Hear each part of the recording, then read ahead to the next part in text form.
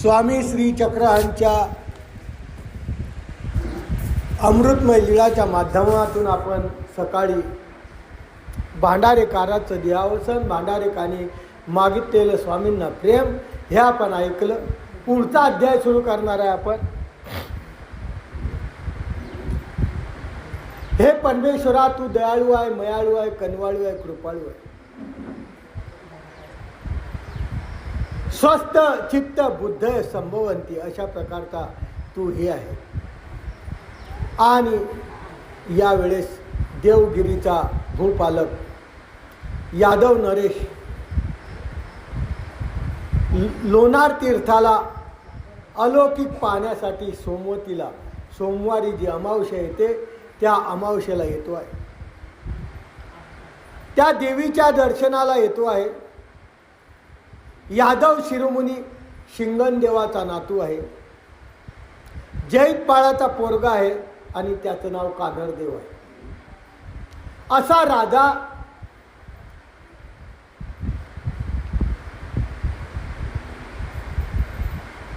त्या देवगिरीवरून येतो आहे देवतेच्या दर्शनाला. कानरदेव पण त्याचं मुख्य नाव आहे कृष्णदेव. प्रख्यात आहे त्याचं नाव. देवतेच्या दर्शनाला येतो आहे. पूजा आटपून पुजाऱ्याला म्हणतो, इथं कोणी आहे का? सिद्ध साधक आहे का कोणी?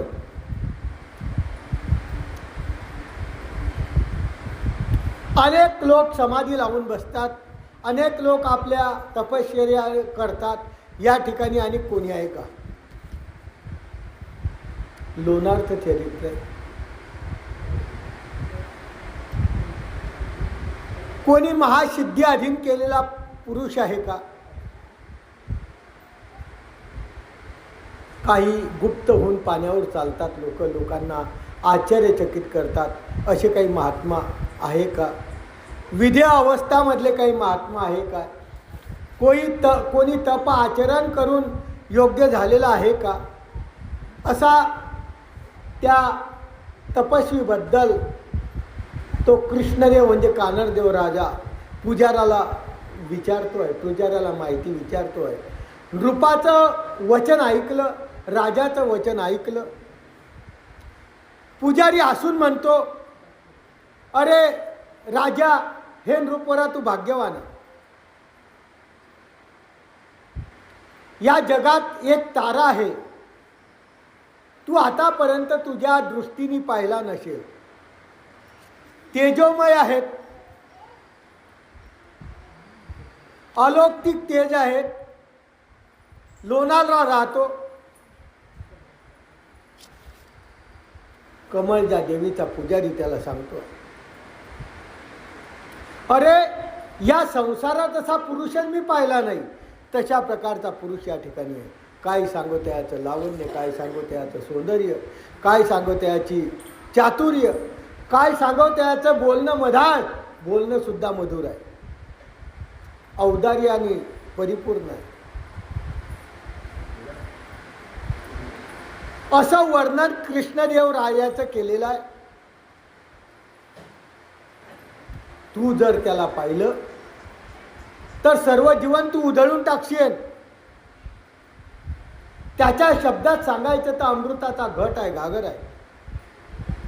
उंच विशाल ललाट आहे, कपाळ उंच आहे, धीर गंभीर आहे, अजान भाऊ आहे.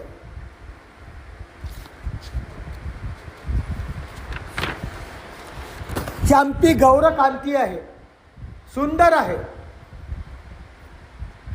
राजाला असं वर्णन केल्यानंतर, स्वामींचं जसंच तसं पायापासून डोक्यापर्यंत वर्णन केल्यानंतर कृष्णदेवराव राजा उतावळी झाला. हो, आता आपल्याला त्या देवाला भेटायलाच पाहिजे.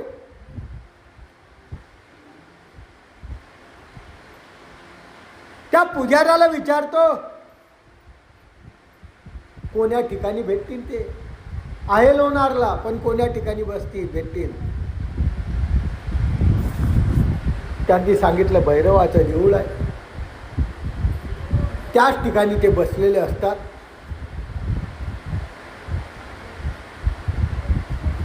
पोहोचलाय उत्सुकतेने. धारातीर्थ म्हणून लोणारला एक आहे, गोमुखातून पाणी पळतं आजही, अशी जलधारा अखंड वाहते असा धरा आहे. स्नान लोक करतात त्या ठिकाणी. तुम्हाला माहीत असेल, लोणारला उल्कापात झाला होता. विशाल असा खड्डा पडला होता, मोठा जलाशय झालेला होता.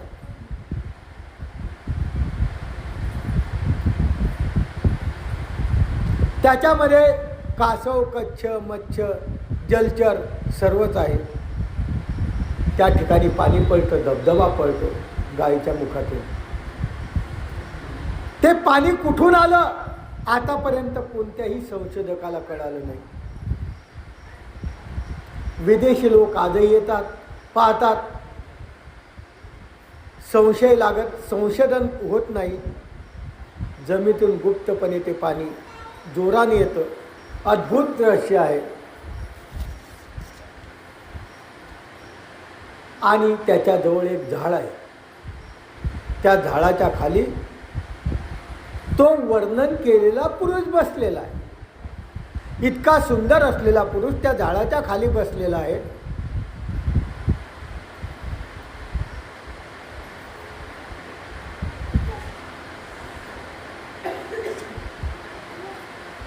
गेला, स्वामींजवळ उभा राहिला, स्वामींची मूर्ती पाहिली, थक्क झाला. आतापर्यंत कधी आयुष्यात पाहिली नाही इतकी सुंदर मूर्ती त्यांनी पाहिली. अद्भुत मूर्ती पाहिली. पिवळं धमक देह पाहिलं. प्रसन्नतेचं मुख पाहिलं. मुख सुद्धा परमेश्वराचं प्रसन्नतेचं होतं. शरीरावरची कांती अतिशय तेजोमय होती. एका वृक्षाखाली बसलेले होते. कोणत्याच ज्या वृक्षाखाली बसलेला होता त्या वृक्षाचं फळ खात नव्हता. जसं वृक्ष आपलं फळ आपण स्वतः खात नाही, परोपकारासाठी अर्पण करतो, तशा प्रकारचा या परमेश्वराने हा जो देह आहे हा जसा काही परोपकारासाठी अर्पण केलेला. सर्व सद्गुण संपन्न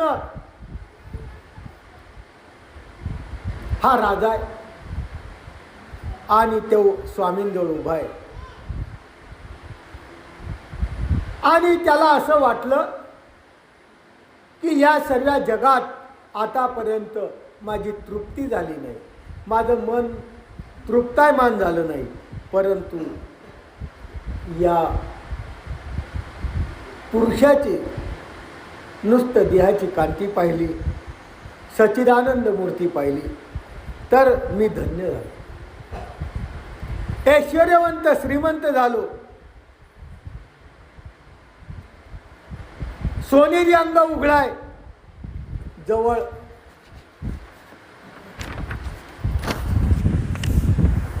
हत्ती घोडे काहीच नाही. आणि त्याच्या समोर महाराष्ट्राचा भूपती, महाराष्ट्राचा राजा उभा आहे. तो विचार करतो, स्वामींना पाहतो आहे, उभा आहे, स्वामींची मूर्ती पाहतो आहे. अरे माझ्याजवळ सर्वच आहे. काय नाही माझ्याजवळ, सर्व काही माझ्याजवळ आहे. प्रत्येक श्रीमंती माझ्याजवळ आहे. परंतु मला नाही वाटत की मी त्याच्यासारखा श्रीमंत आहे. मी राजा असून बंधनात आहे. आणि तो निव्वळ बसलेला आहे, तो मुक्त आहे, त्याला कोणाचं बंधन नाही. स्वतंत्र दिनमन त्याची चर्चा आहे. माझ्या हृदयात चिंतेचं काहूर आहे. मला आजची चिंता आहे, उद्याची चिंता आहे, परवाची चिंता आहे. परंतु तो बसलेला झाडाखालचा पुरुष आहे, त्याला कोणतीच चिंता नाही. चिंतमुक्तेश्वर आहे, समाधानाचा सागर आहे.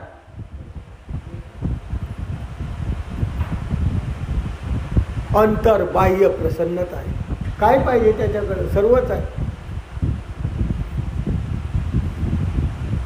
ब्रह्मानंदाचं कमळ आहे. असं वाटतं की कमळ हे ब्रह्म आनंदाचं आहे, फुलून गेलेलं आहे. आणि दिगंबर आहे. एक सुडा कटी प्रदेशी, एक सुडा श्रीमूर्ती असा असलेला वेश त्यांचा आहे.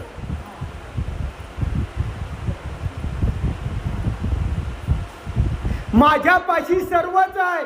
मी सर्व माझंही निरीक्षण केलं, त्या पुरुषाचंही निरीक्षण केलं. दोघांचं निरीक्षण करता करता मला जीवनात कळालं की माझ्याजवळ आहे काहीच नाही. त्या पुरुषाजवळ काहीच नाही, पण तो माझ्यापेक्षा श्रीमंत. लक्षात ठेवा, चित्ताची मनाची प्रसन्नता जर असली ना, पैशाची कशा उपसाधनेची कशा उपभोगाची गरज पडत नाही हो. या परमेश्वराजवळ काहीच नाही आहे, पण परंतु त्या राजाला असं वाटतं की सर्व काही याच्याजवळ आहे, माझ्याजवळ काहीच नाही.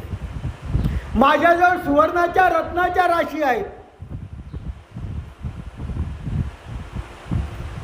पण माझी इच्छा तृप्ती क्षमत नाही आहे. मी तृप्तायमान नाही, अतृप्त आत्मा आहे. जीवनातला संसारातला प्रत्येक माणूस अतृप्त आहे, तृप्त कधी होतच नाही. चंदनाच्या पलंगावर माझी निद्रा असते, त्याच्यावर तक्क्या राहतो, लोट राहते, गादी राहते, राजमहाल राहतो, वरून पंखा राहतो, एसी राहतो, पण मला अशी झोप लागत नाही जसा हा स्वस्त बसलेला आहे, स्वस्त या झाडाखाली वावरतोय. आनंद नगरीचा पती येतो, त्याच्याजवळ फक्त आनंद आहे. राजा रंकाची त्याच्याकडे कोणतीच नाही, ठिणगी पडलेली नाही, महातेज आहे त्याच्याकडे. माझ्याकडे इतका पैसा असून सर्व असून तेज नावाची वस्तू नाही. राजा मनामध्ये संतोष नाही. हा कृष्णदेव राजा, कानरदेव राजा मनामध्ये संतोषला आणि मग कुठं विनम्र झाला, विनय भावाने नम्र झाला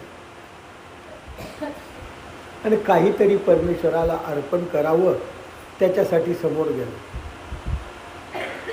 राजा दक्षिणा तरी काय देणार? राजाजवळ सर्व द्रव्य आहे, संपत्ती आहे, हेमाची सुवर्णाची दक्षिणा देतोय. हेम राशी सुवर्णाचे नाणे टाकतोय आणि मला सनात करावं म्हणतो, हात जोडतोय, मला सनात करावं.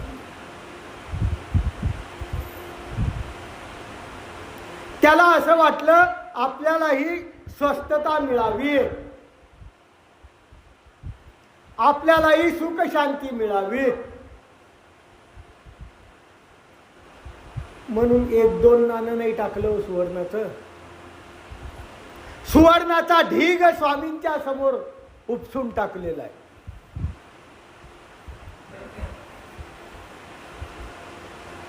राजाचा भाट स्तुती करून बोलतो आहे, आपल्या परीनं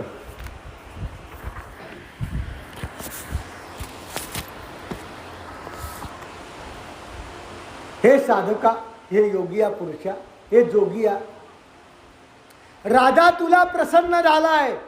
कान्हरदेव राजा, कृष्णदेव राजा तुला प्रसन्न झाला आहे. तुझ्या दारिद्र्याच्या याच्यात त्यांनी विळा घातलेला आहे. घे संपत्ती, सुखी होऊन जाशील. आणि या वृक्षाखाली काय बसतो, या झाडाखाली काय बसतो? वैभव भोग. सगळं पैसे घे, वैभव भोग. हे सुंदर अंग तुझं उघडं आहे, पिवळं अंग आहे, झाकून टाक. उंच वस्त्र घे, पैसे घे, काय लागतं ते घे आणि तू झाकून टाक. आता न राहावे उघडे. तुला कोणी दानी भेटला नसल, मी तुला सर्व काही देतो आहे, तू असं कर. खाऊ वाटेल तितकं खाय, पोटभर खाय. काय पाषाणाखाली बसतो, काय झाडाखाली बसतो, काय दगडावर बसतो. मस्त महाल बांध, गालीच्या टाक, चंदनाचा पलंग टाक, त्याच्यावर झोप. अरे या सुवर्ण राशी तुला देतो आहे मी, तुझ्या जीवनाचं सोनं करतो आहे. कळत नाहीये राजाला. अज्ञान राजा आहे. ज्या परमेश्वराने हरिपाळ गुजरातचं वैभव त्याग करून टाकलेला आहे, जो आपल्यासाठी रानावनात फिरतो आहे आणि हा त्याला पैसे देतो. पैशाने परमेश्वर विकत भेटत नाही. पैशाने सर्व काही मिळतं हे आपला जो समज आहे हा गतीचा आहे, अहंकाराचा समज आहे. अहंकार आहे त्याच्याजवळ पैशाचा.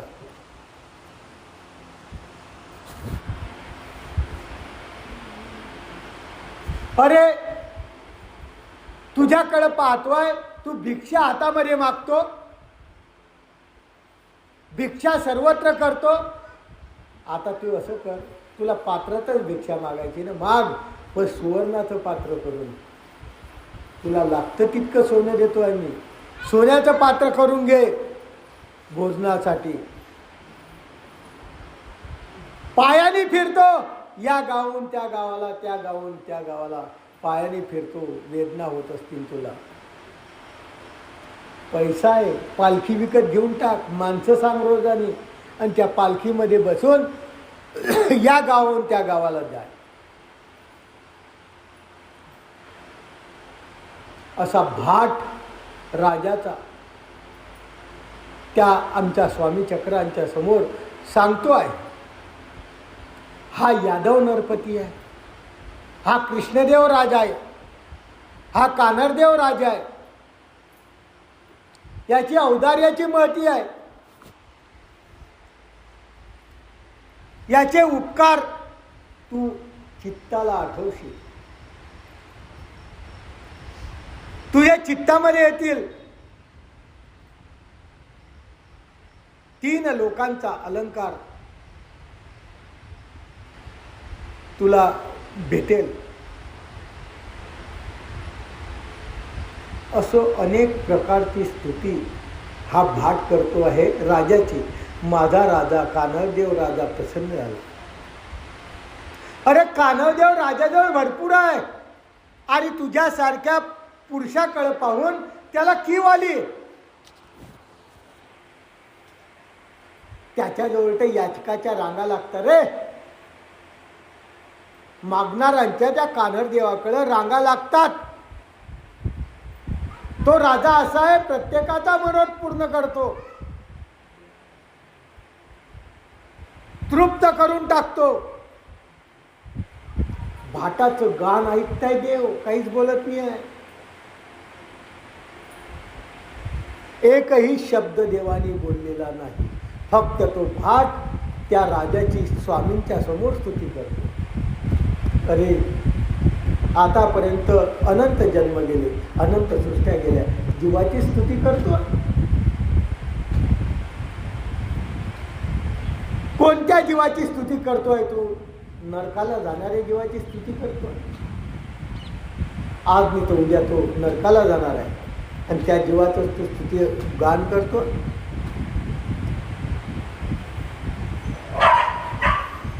एवढं सर्व बोललं बोललं बोललं, आता देवाला काय वाटलं, याला प्रतिउत्तर द्यावंच लागल. हो, याला जीवनामध्ये प्रतिउत्तर द्यावंच लागल, नाही तर हा असा आहे की वाया गेलेली केस आहे. याला पैशाचा गर्व आहे, याला पैशाचा अहंकार आहे, याला वैभवाचा अहंकार आहे, याला याच्या राजाचा अहंकार आहे. तो असा समजतो की माझ्या राजासारखा या जगात दानी कोणीच नाही.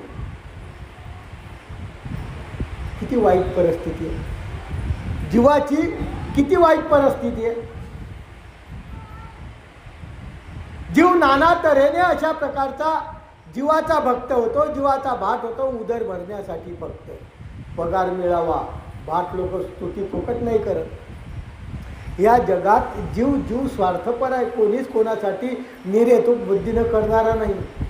प्रत्येकाचा स्वार्थ राहतो, आणि स्वार्थापोटी तो त्याचा उदरनिर्वाह चालावा म्हणून तो राजाची स्तुती करतो. स्तुती करत असताना, चिंतन करत असताना, एखाद्याचं स्तुतिगान करत असताना तो माणूस कोणत्या लायकीचा आहे. हे आपण बघायला पाहिजे. खरोखर या माणसाची स्तुती केल्यानंतर आपल्या जीवनात काहीतरी प्राप्त होईल का हे आपण शोधायला पाहिजे. पण तो भाट काही विचार करत नाही. देवानं डोळे उघडले. पहिले तर राजाला निरखून पाहिले. राजाला पाहिलं पहिले.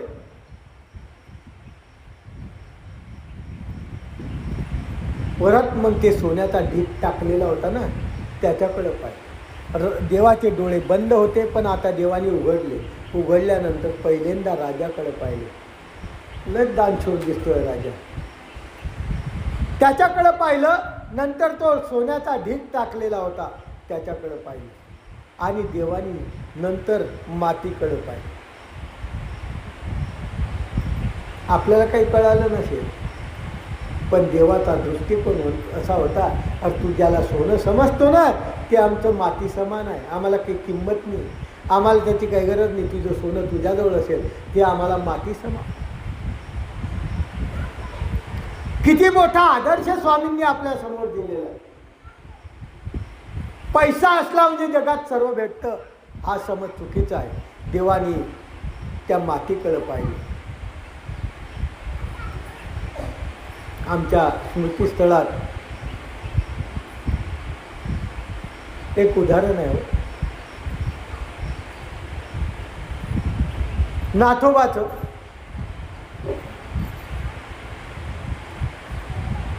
नाथोबा स्वामींच्या सन्निधानी होते. त्यांना असं वाटत होतं आपल्याजवळ पैसा असावा, पैशाच्या माध्यमातून देवाच्या ठिकाणी चांगल्या चांगल्या क्रिया करू, देवाच्या ठिकाणी चांगलं चांगलं अर्पण करू, असे मनोरथ करायचा. स्वामी त्याचे मनोरथ पूर्ण करायचे, कोणत्याही का माध्यमातून होईल पूर्ण करायचे. परंतु स्वामी निघून गेल्यानंतर एकदा नागदेव आचार्याच्या आश्रममध्ये आहे. आश्रम फिरस्तीने आहे. सकाळी उठला नाथोबा शौच विधीला गेला. शौच विधीला गेल्यानंतर त्याला तिथं सोन्याचं कळं दिसलं. आपण काय केलं असतं, घेऊन घरात आणलं असतं. आपला स्वार्थ आहे, बोकाळलेला आहे. आपल्याला जर रस्त्यात 10 रुपयाची नोट जरी पावली ना तरी उचलतो, 5 रुपयाचा डॉलर जरी पावला तरी उचलतो. आपल्या देवानी सांगितलं मार्गात पडलेलं कोणत्याही काही वस्तू उचलायची नाही. ज्याची पडलेली आहे आपण जर उचललं तर त्याचं मन कासवीस होत असेल तेवढा दोष आपल्याला लागेल. सोनं पडलेलं आहे यांनी पाहिलं आणि विचार करतो, अरे आता दिसतोय, आता काय कामाला दिसतोय. जेव्हा स्वामी होते तेव्हा जर दिसला असता तर या सोन्याने स्वामींची पूजा केली असती. आता या सोन्यात काय अर्थ आहे, तो त्या सोन्यावर शौचविधी करून आलेला आहे वापस. मला शौचविधीसारखं आता आहे सोनं. तशा प्रकारचा आमच्या देवाचा आदर्श हे सोनं आणि मातीसारखे. हे राजा, तुला खूप अभिमान असेल, तुझ्या अंतःकरणात खूप गर्व असेल, पण तुझे हे ढीग समजतो ना सोन्याचा आणि या मातीचा, मला समान. लगेच स्वामी उठले, निघून गेले. स्वामी चक्रवर तिथून उठून गेले. एका क्षणात दूर गेले. राजा आणि राजाचा परिवार पाहतोय.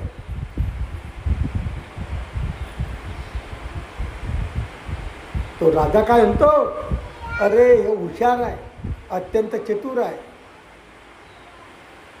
द्रव्य कारणे लोक प्राण देतात, असा व्यक्ती आपण पाहिला नाही. असे खूप कमी लोक आहेत. पण हे दिसताय ना, हे सर्व थोटांग आहे. तो उठून गेला ना म्हणजे खूप मोठं काही करून गेला असं नाही, हे थोटांग आहे सर्व. मग याला द्रव्याची आस आहे, पण दाखवायसाठी असा करतोय. वैराग्याचं सोंग घेतलेलं आहे याने. निस्पृहता दाखवतोय हा.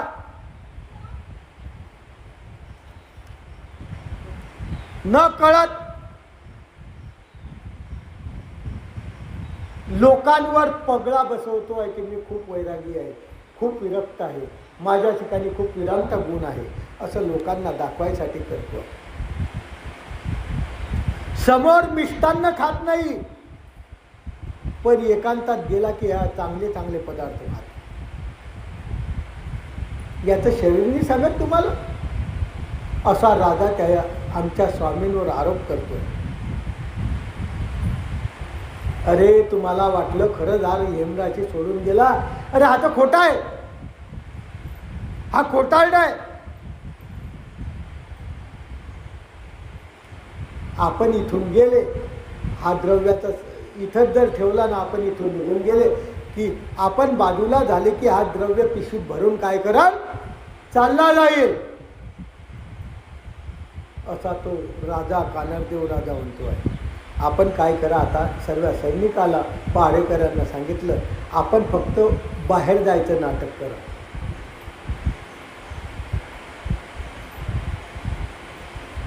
बाहेर जाण्याचं नाटक करा फक्त.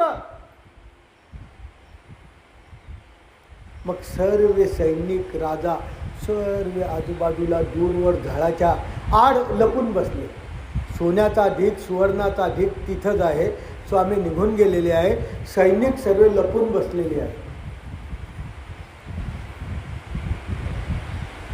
झाडाच्या टोक लावून पाहताय, डोळ्यामध्ये तेज घालून पाहताय की आता तो पुरुष येईल.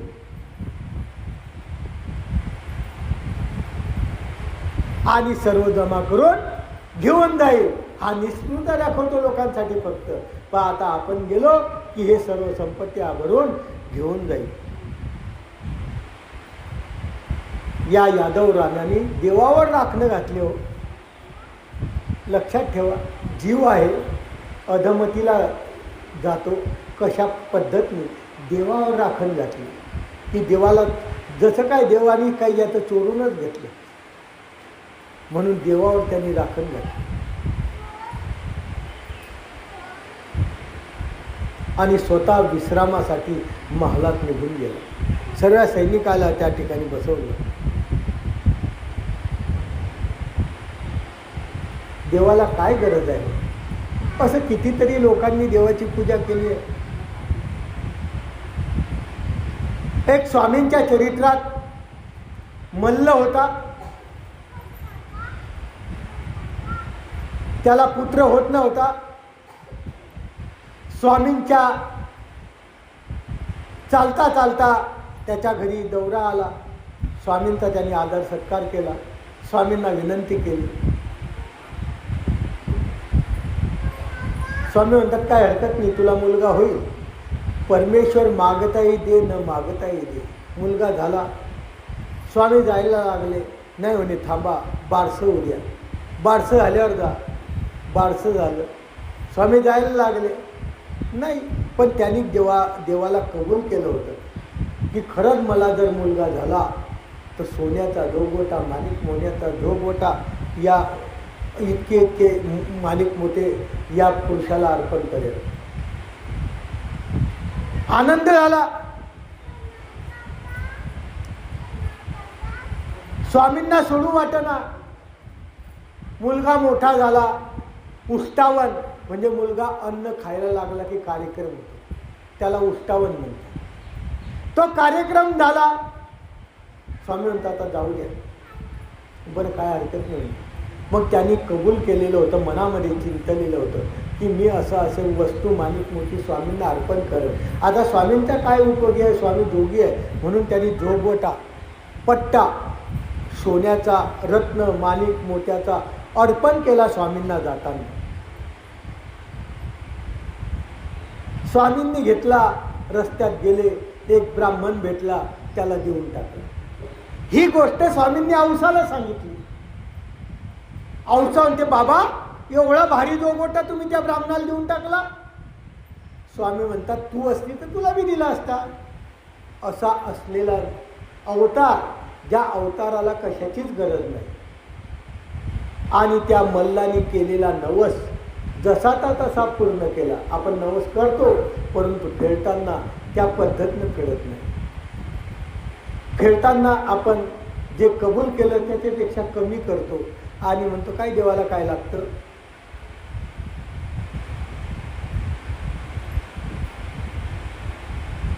जे करतो त्या मोबदल्यात त्या मल्लाने केलेला आहे. जीवनामध्ये आपल्याला सुद्धा परमेश्वराच्या जवळ आपण काही नवस करतो आहे, काही कबूल करतो आहे, तर आपण परमेश्वराचा ऋणी होतो आहे. तर ऋणी होत असताना ज्याही देवता असो परमेश्वर असो त्या आपली इच्छा पूर्ण झाल्यानंतर त्याला पूर्ण करावं लागेल. एक बाई होती, गोष्ट सांगतो आपल्याला.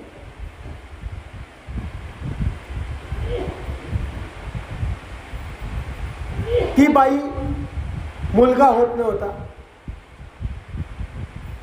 गावाच्या बाहेर एक मंदिर होतं.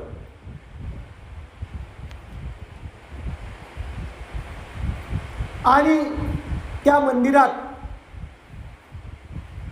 लोक जायचे, लोक नवस करायचे, पूर्ण व्हायचा. या बाईही गेली, बाईने काही अर्पण केलं, नवस केला. मला जर पोरगा झाला, काय झाला, मला जर पोरगा झाला, मला जर मुलगा झाला तर मी सोन्याचं आंगळं टोपळं देईन.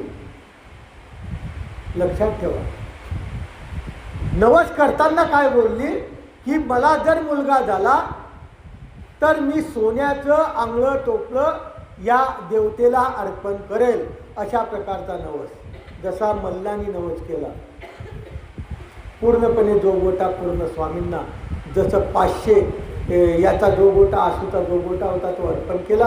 पण या बाईनी नवस तर केला. आता त्या देवतेला वाटलं खरंच ही बाई सोन्याचं आंगळं टोपळं देते आहे, बरं हिचा नवसच पूर्ण करून टाका. बाईला मुलगा झाला, मुलगा 5 वर्षाचा झाला. नवस तर केलेला होता, आता नवस फेडायचा होता. बाई अति हुशार. बाईला काय वाटलं, आता आपण नवस करताना काय केलेलं आहे की मला जर मुलगा झाला तर सोन्याचं आंगळं टोपळं तुला अर्पण करेल. तिनं मुलाचं नाव सोन्या ठेवून टाकलं. मुलाचं नाव काय ठेवलं, सोन्या ठेवलं.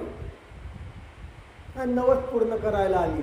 तो 5 वर्षाचा 4 वर्षाचा मुलगा शेमलाचं भरलेलं आंगळं टोपलं ते त्या देवतेला अर्पण केलं. मी नवस केलं पण सोन्याचं आंगळं टोपलं देईल म्हणे, सोन्या माझ्या मुलाचं नाव आहे. अशा प्रकारचे फसवणारे लोक जगात आहेत. परंतु हा मल्ल फसवणारा नव्हता. आणि या मल्लाने एवढं मोठं स्वामींना अर्पण केलं, पण स्वामींनी त्याची आस धरली नाही. एका ब्राह्मणाला देऊन टाकलं. एका ब्राह्मणाला ज्याची ओळख नाही, पाळख नाही, रस्त्यात भेटला त्याला देऊन टाकलं. औसाला वाटलं एवढा मोठा जो गोटा तुम्ही देऊन टाकला. स्वामी म्हणतात बाई त्याच्यात काय, तू असती तर तुलाही दिला असता. एवढा निष्प्रभ असलेला अवतार, आपल्यासाठी निष्प्रभ केलेला अवतार. आणि त्या अवतारावर हा कानडदेव राजा संशय घेतो आहे.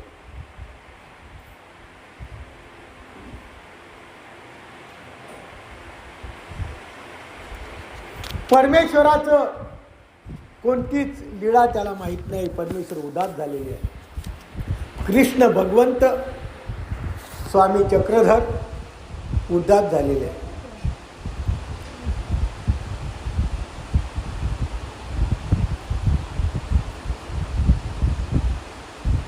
तेव्हा भिकंचन काय म्हणतो आहे,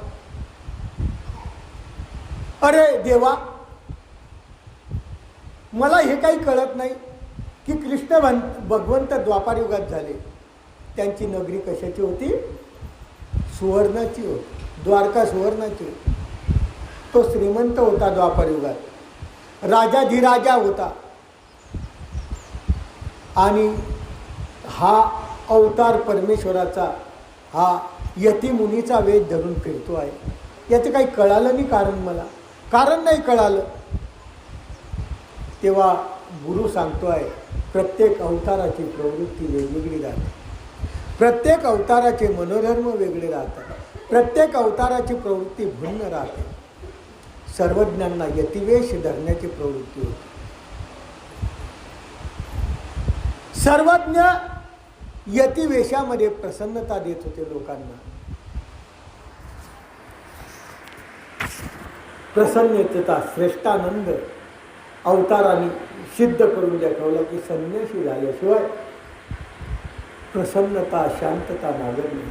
श्रीकृष्ण चक्रवर्तींनी जरी राज्य केलेलं असलं तरी अर्जुनाला पांडवांना राज्यासाठी लढाई करायला लावली, परंतु एक दिवसही राजा होऊ दिला नाही. सांगितलं राज्य युद्ध संपलं, तुमचं काम संपलं, तुम्ही हिमालयात जा. त्यांना त्याग करायला लावला. त्यागात शांतीनंतरम, जोपर्यंत त्याग आपण करत नाही तोपर्यंत शांती मिळत नाही. या अवताराने त्याग करून दाखवला, अंतःकरणात शांती मिळाली. आपल्यालाही जर शांती पाहिजे असली, मनाची स्वस्थता पाहिजे असली तर कोणत्याच पदार्थाचा, कोणत्याच द्रव्याचा, कोणत्या वस्तूचा अपेक्षा करू नका. मिळाली तर मिळाली, नाही मिळाली तर नाही मिळाली. अपेक्षा भूत राहू नका. प्रसन्नतेचा आनंद काही वेगळा आहे.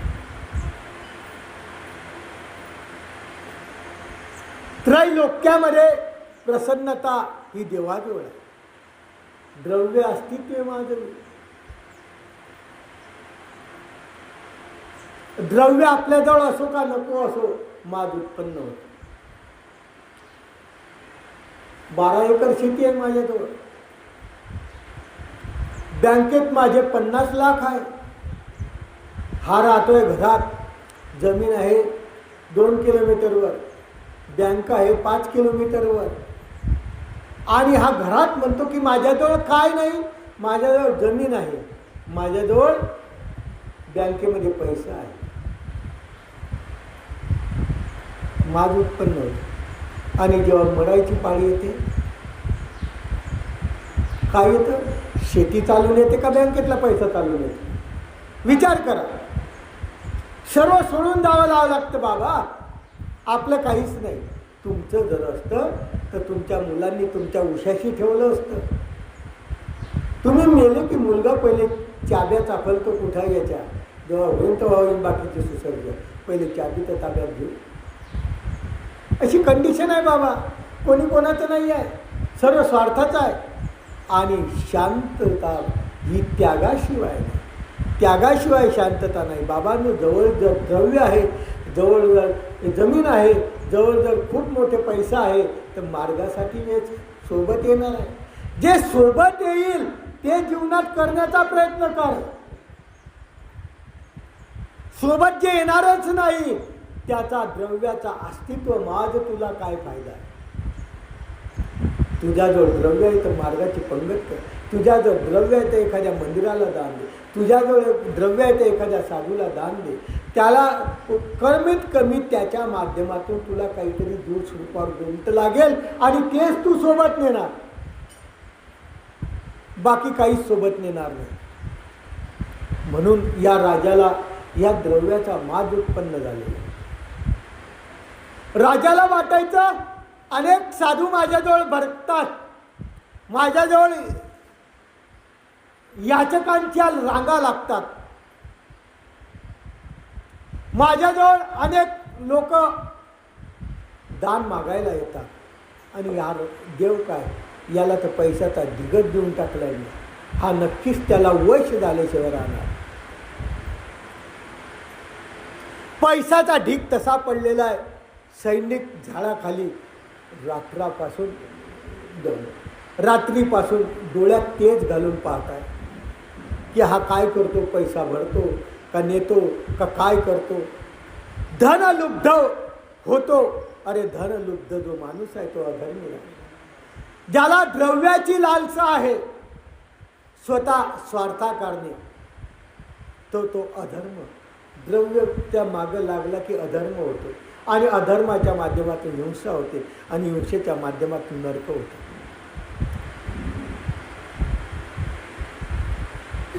आणि जो दैवीगुण पुरुष आहे, ज्याला खरंच परमेश्वराची आवड आहे, तो असा अनितीचा पैसा, त्या पैशाला लाथ मारतो. पायी तुळवतो तो, हा अनितीचा पैसा, याच्याशी मला काही कामच नाही. देवाने जे दिलेलं आहे, देवाच्या प्रसन्नतेनं जे मला भेटलेलं आहे ते अतिशय उत्तम. यापेक्षा आणि काय पाहिजे? म्हणून अशा प्रकारचा विचार करतो. म्हणून या राजाचा अहंकार अतिशय माज उत्पन्न झाले. धनाने नवीन नवीन वासना निर्माण होतात. परमेश्वराने सांगितलं, धन जर असलं नवीन नवीन वासना होतात. विवेकता संपून जाते, अविचार येतात. पैसा जास्त असला की व्यसनाच्या माध्यमातून अधीन होतो. खूप मोठे बार उघडत आहे. मंदिरातल्या जाणाऱ्यांची संख्या कमी होत चालली, पण संध्याकाळी बारमध्ये लोक मावत नाही इतकी गर्दी राहते. लोकांजवळ असंख्यात पैसा आहे, पण ज्या मार्गाने खर्च करावा, ज्याच्यासाठी खर्च करावा ते माहीत नाही लोकांना.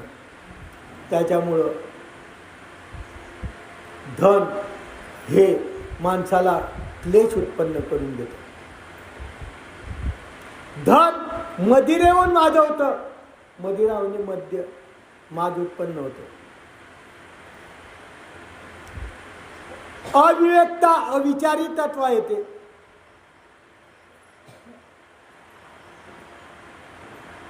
आणि असं धनाच्या बद्दल स्वामींनी आपल्याला सांगितलं आणि विचार केला. आपण ती कथा ऐकतोय, त्या कथे इथपर्यंत आली होती की धनाचा ढीग आहे. स्वामी झाडाखाली बसलेले होते. राजा समोर होता. स्वामींनी त्या धनाकडं मातीकडं पाहिलं. स्वामी उठून चालले गेले. तेव्हा त्या राजाला अहंकार आला. हे थोटांग आहे सर्व. अशा प्रकारचे साधू दाखवायसाठी असतात, सोंग करतात. असं करा. सर्व सैनिकाला गुप्त हेर म्हणून ठेवलेलं आहे आणि हा घरी विश्रामासाठी गेलेला आहे. इथपर्यंत आपण ऐकलं. एका देशाला धन ठेवलेलं आहे, एका देशाला सैनिक राहिलेले आहे.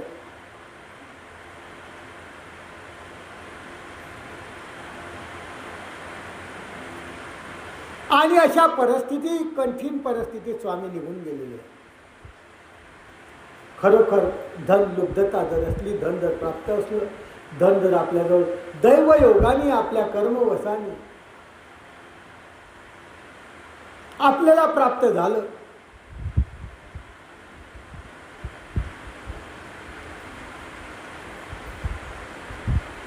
तर त्या धनाच्या माध्यमातून परमार्गाच्या ठिकाणी दान करा, सत्संग करा.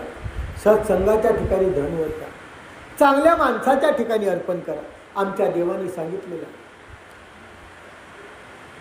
देशे कालेचे पात्रेचे तद्दानम सात्विकम सुखम. श्रीकृष्ण चक्रवर्तींनी भगवद्गीतेमध्ये सांगितलं. खरोखर तुमच्याजवळ धन आहे ना, देशानुसार, काळानुसार, पात्रानुसार अर्पण करा. आहे धन, वायबार जाणारं धन आहे, व्यर्थ होणारं धन आहे. पैसा हा कोणाकडेच टिकत नसतो. किती श्रीमंत असो, आलेला पैसा ज्या मार्गाने जायचा आहे त्या मार्गाने जर दिला नाही, त्या मार्गाने जर वेचला नाही, तर अन्य राठीच्या मार्गाने जातो, पण वाया जातो. परंतु धन लुब्ध माणूस ना सत्संग करत, ना एखादी भजन कैला करत, ना एखादी तीर्थयात्रा करत, अशी दुर्दैवी लोक राहतात. धनलुब्ध, धनाचं आकर्षण असलेला माणूस एखाद्या धर्मावर असलेल्या माणसावर उपकार सुद्धा करत नाही, आचार तर करतच नाही. जो धनाचं करी चिंतन, उठला की धनाचं चिंतन करतो, मरतानाही त्याच्या तोंडात धन देतो. एक उदाहरण सांगतो. एक व्यापारी होता, महाकंजूस. खूप धन होतं, खूप पैसा होता त्याच्याकडे.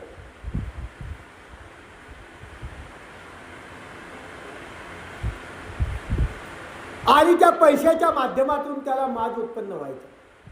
कोणाला किती दिलं, किती व्याजाने दिलं, कशाने झालं, हे सर्व लिहून ठेवायचं. त्याच्या पोटी मुलं जन्माला आले, पण त्याच्यासारखे मुलं जन्माला आले नाही. लक्षात ठेवा, कोळशात हिरा सापडतो.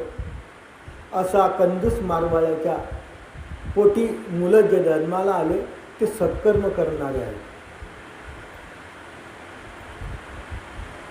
चांगलं कर्म करणारे आले. या मालकाचा अंतकाळ आला हो. अंतकाळ आला. यांनी खूप प्रयत्न केला. बाबा पैसा तुमच्याजवळ भरपूर आहे, तुम्ही मंदिरात जात जा, अमुक करत जा, सत्संग करत जा, आता तुमचं वय झालं.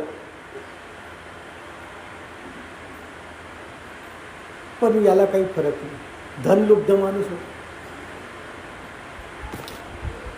त्याचा विचार चांगला नव्हता. उठला की ते धनाचंच चिंतन करत.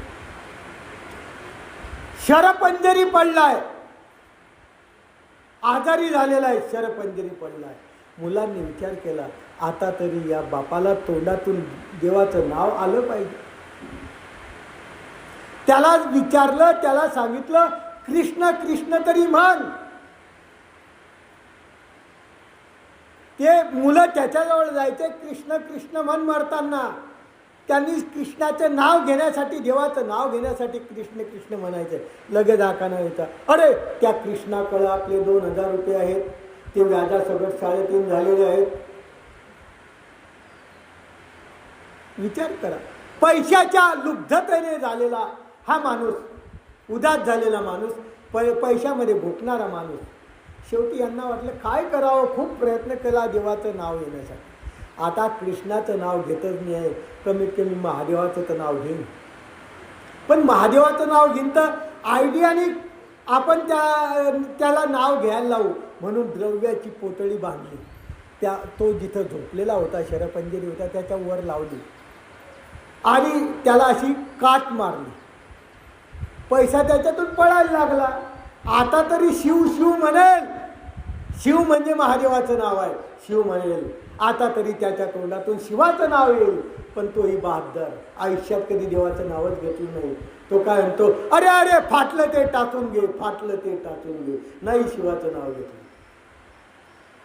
जीवनात पेरलंच नाही तर उगवणार कुठून. लोक म्हणतात अंतकालेचे मान्यव स्मरण युक्त्वा कलेवरम य प्रयाती तेजम देवम सयाती परमागती. भगवान श्रीकृष्णांनी भगवद्गीतेत सांगितलंय, नाही आयुष्यभर धर्म नाही करायचा, अंतकाळी जर धर्म केला तरी बी मी तुला प्राप्ती देतो. कधीही नो अंतकाळी नाव. जर जीवनात पहिल्यापासून सवय नसली देवाचं नाव घ्यायची तर मरताना कधी देणार नाही. हे उदाहरण सांगितलं. त्याने नाही शिव म्हटलं, तो म्हटला फाटलं ते टाकून घे, नाही शिव म्हणून. असा हा धनलुब्ध माणूस आहे. आणि या कृष्णदेव राजाला हा अहंकार आलेला होता. मी काय, माझ्याजवळ खूप पैसा आहे, मी कोणालाही विकत घेऊ शकतो, मी काहीही करू शकतो. पैशाने सर्व काही होत नाही बाबा. माणुसकी नावाची वस्तू लागते, बोलणं मधुर लागतं, त्याच्याशिवाय जमतच नाही. काही लोभाने वेळेपिशे होतात.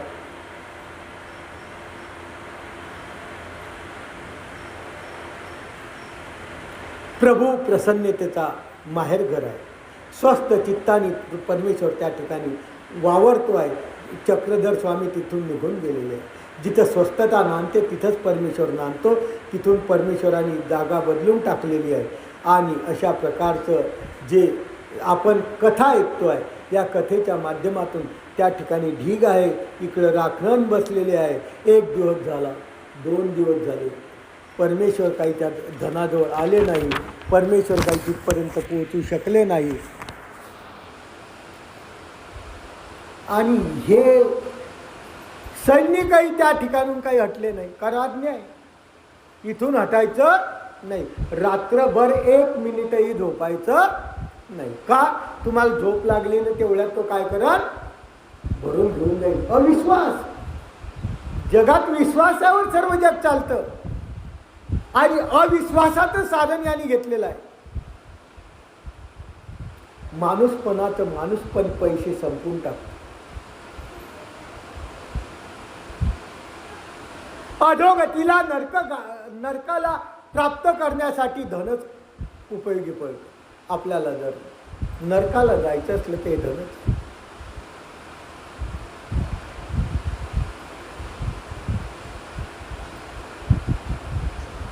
आणि अशा परिस्थितीत 2 दिवस निघून गेले.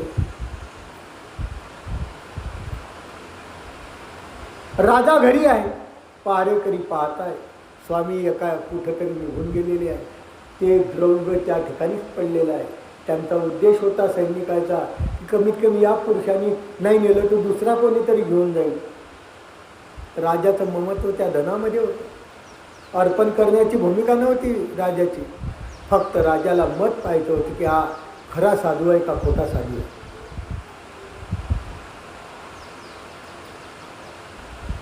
अरे जीवनामध्ये, अंतःकरणामध्ये, हृदयामध्ये उदासीनता नसायला पाहिजे.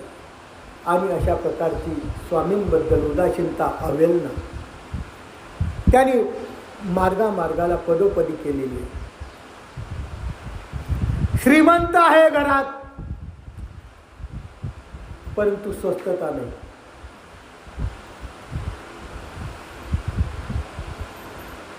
घरात सर्व गोष्टी परिपूर्ण आहे, पण शांती नाही. काय फायदा आहे? सर्व काही आहे घरात, पण स्वस्थता, शांती नावाची वस्तू नाही.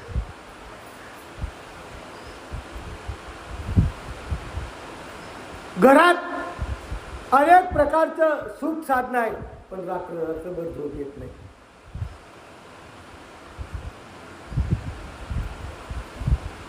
आणि देव अशा माध्यमातून देवाने निष्क्रियता वर्तन करायला सांगितलं.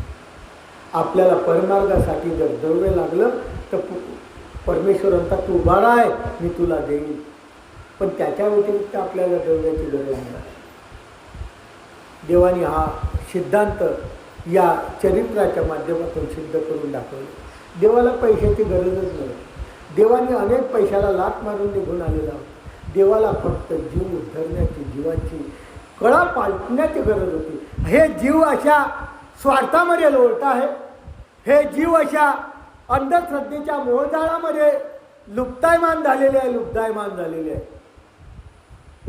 या मोहातून त्यांना अलग काढायचं आहे, हा देवाचा उद्देश. आणि म्हणून शास्त्राचा जन्म देवाला करावा. या महाराष्ट्रात येऊन हे शास्त्र जन्मावं लागलेलं आहे. या शास्त्राच्या माध्यमातून धडे लोकांना द्यावं लागलेले आहे. प्रसन्न चित्ताने हे शास्त्र परमेश्वराने निर्माण केलेलं आहे. पण ज्या ठिकाणी प्रसन्नताच नाही,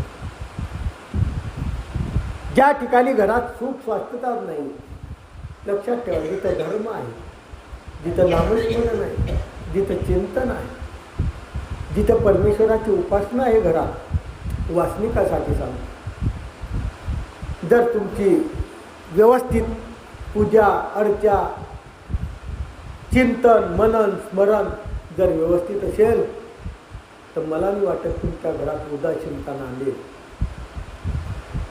तुमच्या घरात प्रसन्नता नांदेल.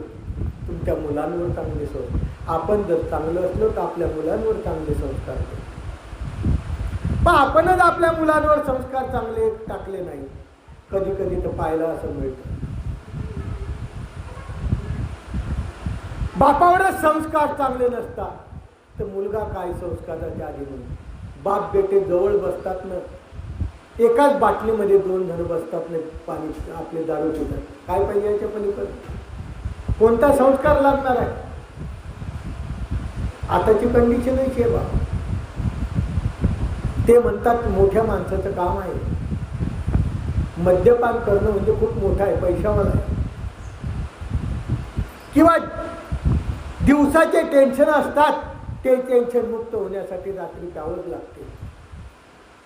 असं कुठं लिहिलेलं आहे देवाने?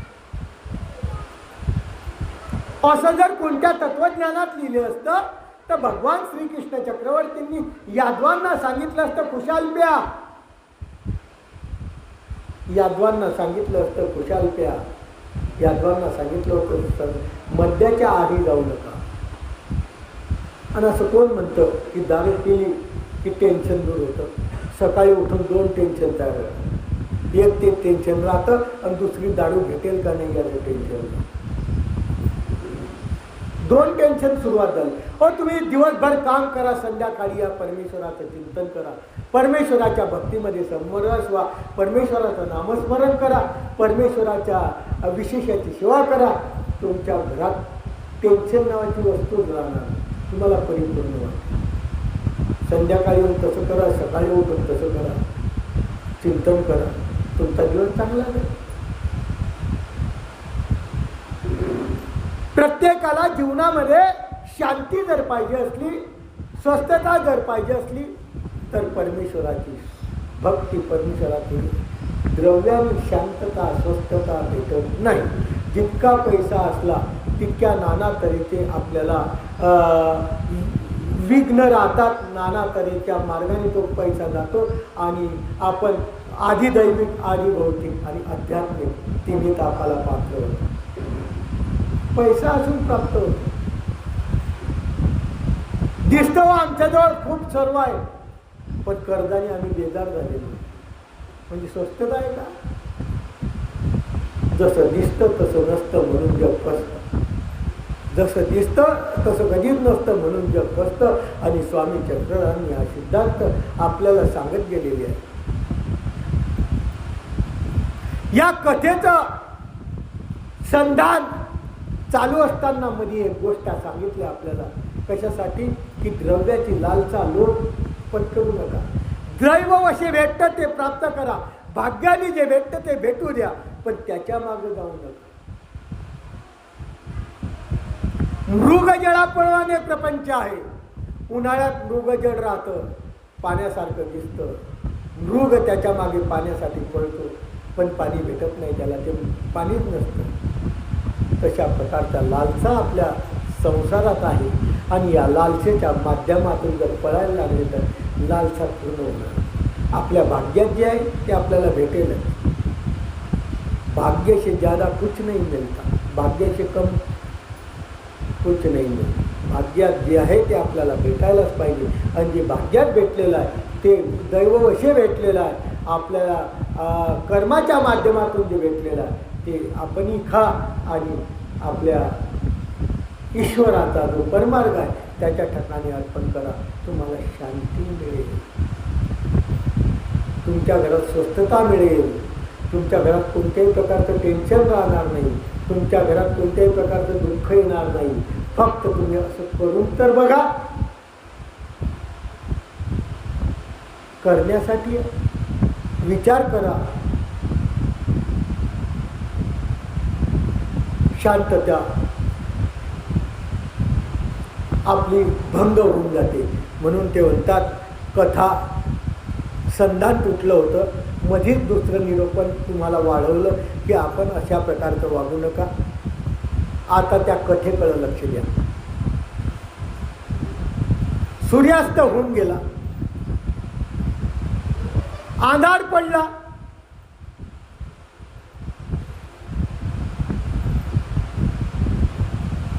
परंतु देव काही त्या द्रव्याजवळ गेला. आता खूप अंधार झाला. सैनिकाला वाटलं असं जर रात्रभर पळून दिलं, आपण जरी लांब असलो, अंधार आहे, कोणी घेऊन जाईल. मग काय करावं? त्यांनी ते द्रव्य लक्षात ठेवा, परमेश्वरासाठी अर्पित केलेलं द्रव्य. ते द्रव्य त्या सैनिकांनी काय केलं? जमा केलं, राजापाशी घेऊन गेले. या महाराष्ट्र राज्याचा नरपती होता तो.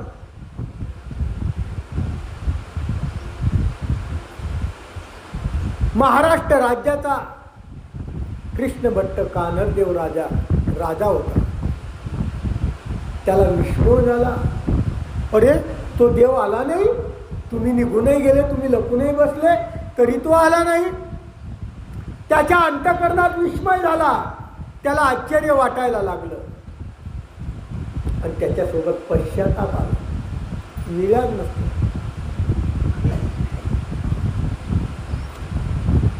एक म्हण आहे, वराती मागून घोडं. कधी पाहिलं का तुम्ही? घोड्या मागं वरात असते, नवरदेवाच्या मागं वरात असते, पण वरातीच्या मागं घोडं कधी नसते. तसं जीवनामध्ये जेव्हा आपण उल्लेख केला तेव्हा ते क्रिया घडायला पाहिजे होती, घडली नाही. आणि आता पश्चाताप करून काय फायदा? निघून गेली ते वेळ निघून गेली. पश्चातापाने पोळली मती पश्चातापाने दग्धायमान झालेला आहे राजा. आता पश्चाताप आला, जेव्हा यायला पाहिजे होता, जेव्हा वेळ होती तेव्हा आला नाही. वेळ गेल्यानंतर पश्चाताप आला. यादवेंद्र कृष्ण भट्ट कानदेव राजा म्हणतो मला अनिष्ट घडलं, मला वाईट घडलेलं आहे. मी नाही ते त्या तपस्वीला, त्या साधूंना बोललो आहे. मनामध्ये खूप कल्पना वाईट केल्या. साधू असतात, भोंदू राहतात, सोंग करतात, नाटक करतात, अमुक करतात. जे नाही बोलावं ते त्याला बोलून टाकलो आहे आणि खरोखर निष्प्रभ होते.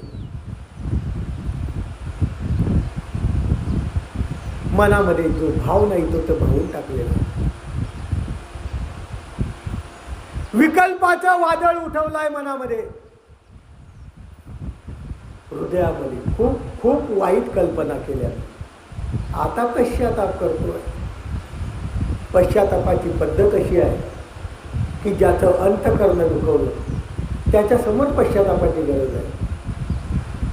क्रियेशी अनुताप तेव्हाच होतो की ज्याचं अंतःकरण दुखवलं त्याच्याजवळ गेले. जसं तुम्हाला गोष्ट सांगितली होती पद्मनाभीची, देवाने त्याच्याजवळ पाठवलं. तू जाय, आडवा पळ, दुःख कर, तो जर आणून घालेल तर मी ठेवेल.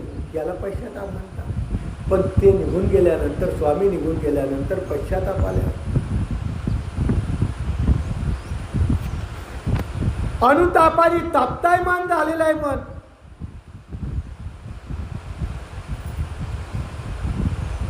हे परमेश्वरा, हे करुणा करा, हे गुणनिधान, हे दयासागरा,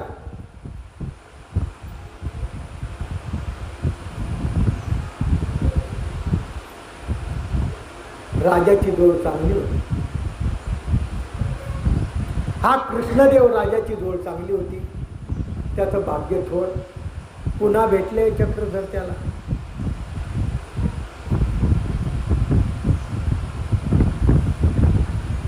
तो राजा त्यांच्याजवळ नमस्कार केलेला आहे. सुवर्ण धन त्यांनी अर्पण केलेलं आहे. परत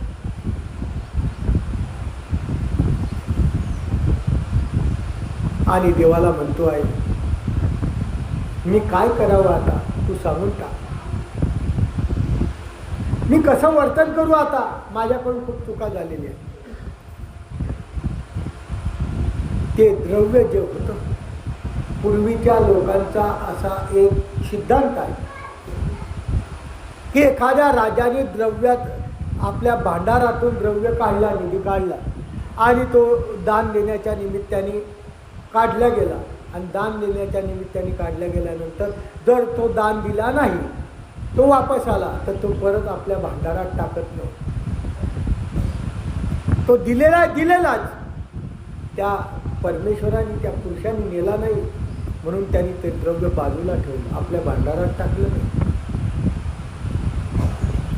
एवढे राज्य लोकांना माहिती होते. आता बऱ्याच ठिकाणी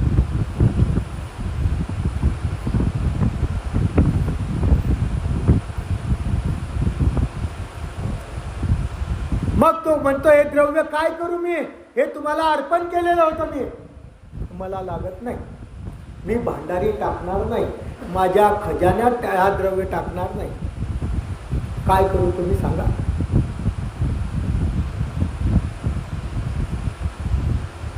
तेव्हा भगवान श्री चक्रधर स्वामी त्याला म्हणतात, लोणारला सरोवर आहे,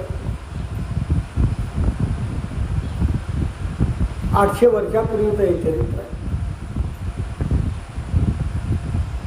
या सरोवराची भिंत तू बांधून टाक. त्या द्रव्याने पूर्ण सरोवराची चहूबाजूची भिंत. मी द्रव्य एकही रुपया याच्यातला माझ्या भंडारात टाकणार नाही. देव म्हणत, मी नेणार नाही, मला द्रव्याची गरज नाही, तुम्हाला अर्पण केलेलं आहे.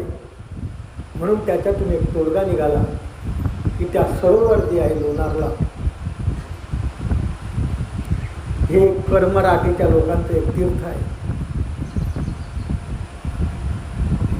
लोणार, पैठण आणि वाराणसी असे 3 प्रकारचे तीर्थ आहे लोकांचे.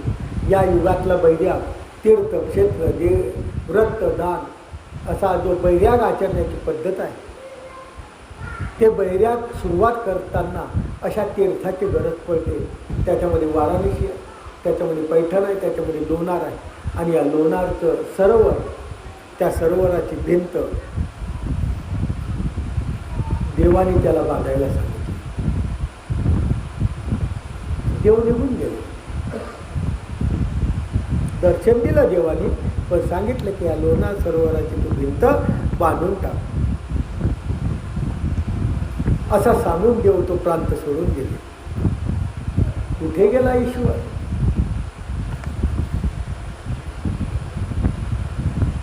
तुम्हाला हुरहुर लागली असेल देवाची, आता कुठं जाईल, काय जाईल, त्याचा विस्तार सांगेल मी.